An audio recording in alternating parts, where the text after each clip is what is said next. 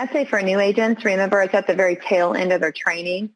I think that they leave on a high note. I mean, they are impressed to say, wow, this new company that I'm going to work for has dedicated the resources, not only just the individuals to take me through this material, but also financially, the commitment to take us through this. And for new hires, like I said, for many of them, this could be their first sales job. So to learn how to have those meaningful conversations right from the very beginning of your career is just vital. For the veteran agents, it's cool to see because they learn some nuggets in each Trustworthy class that they're in. When we debrief prior modules before each class, there's always a veteran agent that says, oh, hey, I tried this out last week and guess what? It worked. And so, you always have your people that come in and they think they've got it all figured out. They're kind of cautious at first, but then to really see them roll up their sleeves and dive in, I think that's key. And one other piece I want to bring up too is management.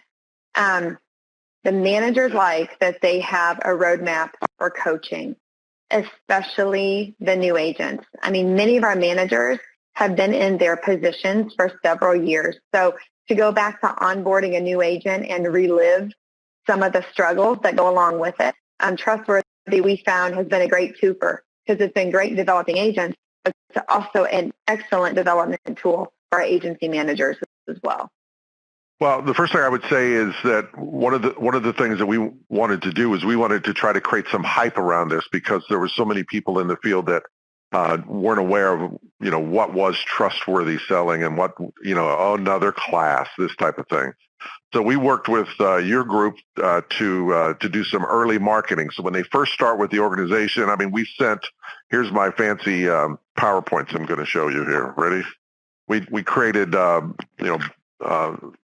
material that be placed in their local offices, and then we even had the House of Learning as a notepad as a gift to every new every new rep. And there was a specific conversation that said, hey, you're in week 5.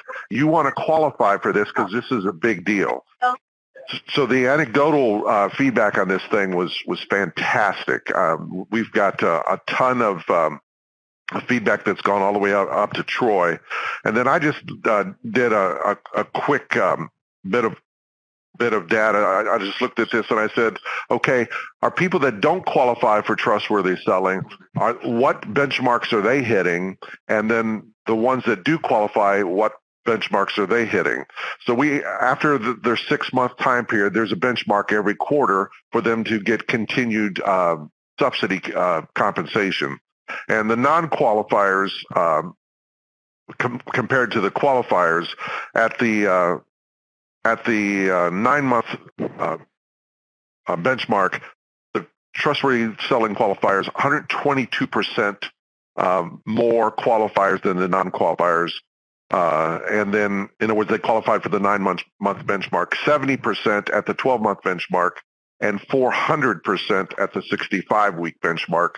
So we have early results that say that the people that go to this trustworthy experience, that they are performing higher than the non-qualifiers, and it's sustaining. Now, we're in the middle of this whole BERT process, and it's algebra times geometry times a lot of stuff, and then you throw in the whole COVID and all the variables, and we got these people from Limmer saying, well, we got to factor this in. So this is going to be a little bit of a process, but we're comfortable that not only what we're seeing anecdotally, but what we're seeing in our own in-house analysis, that the results of the people that go through this is dramatically higher than the ones that don't. What we've got to do is, as an organization, is we have to accelerate the number of people that we push through this thing for it to have the cultural impact that we want it to.